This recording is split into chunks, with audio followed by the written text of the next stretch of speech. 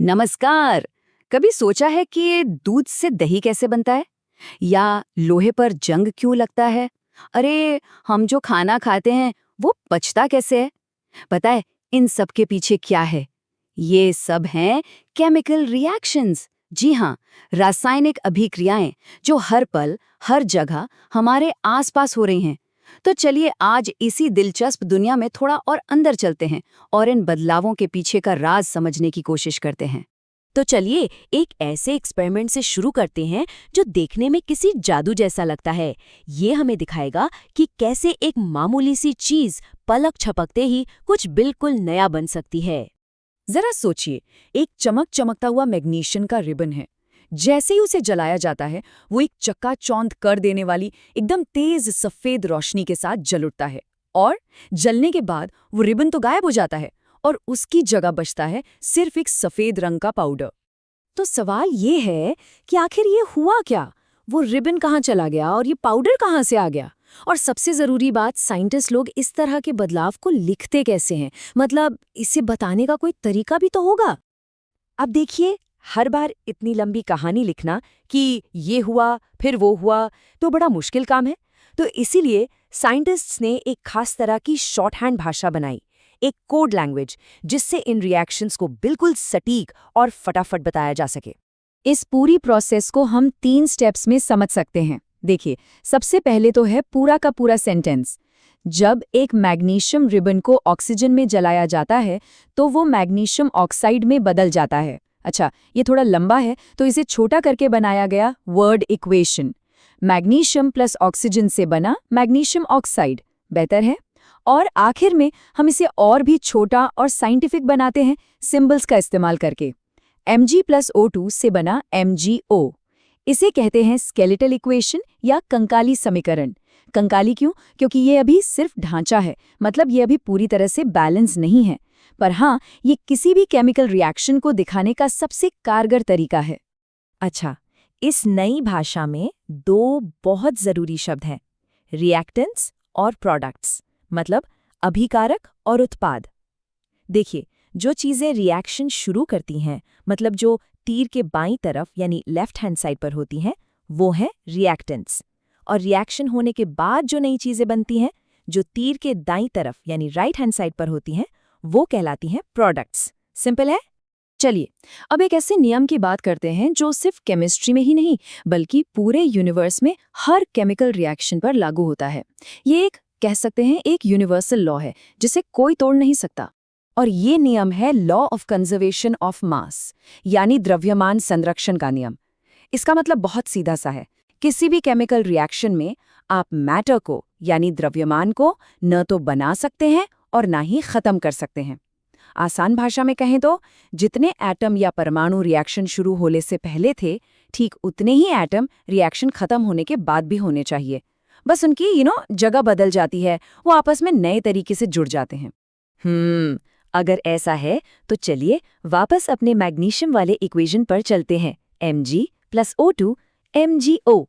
क्या लगता है, क्या ये इक्वेशन इस यूनिवर्सल लॉ को फॉलो कर रहा है? क्या दोनों तरफ एटम्स की गिनती बराबर है? चलो गिनकर देखते हैं। लेफ्ट साइड पर रिएक्टेंट्स में एक मैग्नीशियम एटम है और 2 ऑक्सीजन एटम है। ठीक है, अब राइट साइड पर देखते हैं। प्रोडक्ट्स में एक मैग्नीशियम है और अरे, यहाँ तो सिर्फ एक ही ऑक्सीजन एटम है, मतलब एक ऑक्सीजन एटम गायब है। इसका मतलब तो ये हुआ कि हमारा इक्वेशन अनबैलेंस्ड है, असंतुलित है, और ये उस यूनिवर्सल लॉ को तोड़ रहा है। तो अब इसे ठीक कैसे करें? इसके लिए एक मेथड है जिसे कहते हैं हिट एंड ट्रायल मेथड। ये बिल्कुल एक पहेली सुलझाने जैसा है, जहां हम अलग अलग नंबर लगाकर कोशिश करते हैं जब तक कि दोनों तरफ सब कुछ बराबर ना हो जाए। चलिए इस मेथड को समझने के लिए एक नया और थोड़ा सा मुश्किल सा दिखने वाला उदाहरण लेते हैं। Fe+H2O से बनता है Fe3O4+H2। यहाँ आयरन और पानी रिएक्ट करके आयरन ऑक्साइड और हाइड्रोजन गैस बना रहे हैं, लेकिन जैसा कि दिख रहा है ये इक्वेशन भी अनबैलेंस्ड है, तो इसे ठीक करना होगा। Okay, step 1। एक टिप ये है कि हमेशा सबसे कॉम्प्लेक्स दिखने वाले कंपाउंड से शुरू करें। यहाँ वो है Fe3O4। इसमें 4 ऑक्सीजन एटम हैं, तो इसे बैलेंस करने के लिए हम लेफ्ट साइड पर H2O के आगे 4 लगा देते हैं, Fe+4H2O। अब देखिए, लेफ्ट में भी 4 ऑक्सीजन हो गए और राइट में भी 4। ऑक्सीजन तो बैलेंस हो गया। लेकिन रुकिए, ऑक्सीजन को बैलेंस करने के चक्कर में हाइड्रोजन का हिसाब बिगड़ गया। लेफ्ट साइड पर अब 4 गुणा 2 यानी 8 हाइड्रोजन एटम हो गए हैं। कोई बात नहीं, इसे ठीक करने के लिए हम राइट साइड पर H2 के आगे 4 लगा देते हैं। अब राइट साइड पर भी 4 गुणा 2 यानी 8 हाइड्रोजन एटम हो गए। बहुत बढ़िया, अब हाइड्रोजन भी बैलेंस्ड है। और अब आखिर में बचा आयरन यानी Fe। राइट साइड पर 3 आयरन एटम हैं, Fe3। तो इसे बैलेंस करने के लिए हमें बस लेफ्ट साइड पर Fe के आगे 3 लगाना है और हो गया, बस इतना ही। तो अब हमारा फाइनल बैलेंस्ड इक्वेशन है 3Fe + 4H2O gives Fe3O4 + 4H2O। अब सब कुछ बराबर है, दोनों तरफ एटम्स की गिनती एकदम सही है और ये law of conservation of mass को पूरी तरह से फॉलो कर रहा है। देखा, कुछ भी गायब नहीं हुआ, सब कुछ यही है। चलिए अब लैब से बाहर निकलते हैं और देखते हैं कि ये सारी बातें हमारी रोजमर्रा की जिंदगी में कहाँ काम आती हैं। देखिए, रिएक्शंस कई तरह के होते हैं। उनमें से एक है कॉम्बिनेशन रिएक्शन या संयोजन अभिक्रिया। जैसा कि नाम से ही पता चल रहा है, इसमें 2 या 2 से ज्यादा चीजें कंबाइन होती हैं, मतलब जुड़कर एक सिंगल नई चीज बनाती हैं। इसका एक बड़ा कॉमन सा उदाहरण है बिना बुझा चूना, जिसे क्विक लाइम भी कहते हैं। जब उसमें पानी मिलाते हैं तो वो सिर्फ एक नया सब्सटेंस ही नहीं बनाता, बल्कि इस प्रोसेस में बहुत सारी गर्मी भी निकलती है, इतनी कि बर्तन गर्म हो जाता है। जिन रिएक्शंस में इस तरह से हीट या एनर्जी निकलती है, उन्हें एक्सोथर्मिक यानी ऊष्माक्षेपी रिएक्शंस कहते हैं। अच्छा, ये जो बुझा हुआ चूना बना, ये सीधे सीधे दीवारों पर सफेदी करने के काम आता है। जब इसे दीवारों पर लगाया जाता है तो ये 2-3 दिन में धीरे धीरे हवा की कार्बन डाइऑक्साइड के साथ रिएक्ट करता है और नतीजा, दीवारों पर कैल्शियम कार्बोनेट की एक पतली, चमकदार और मजबूत परत बन जाती है।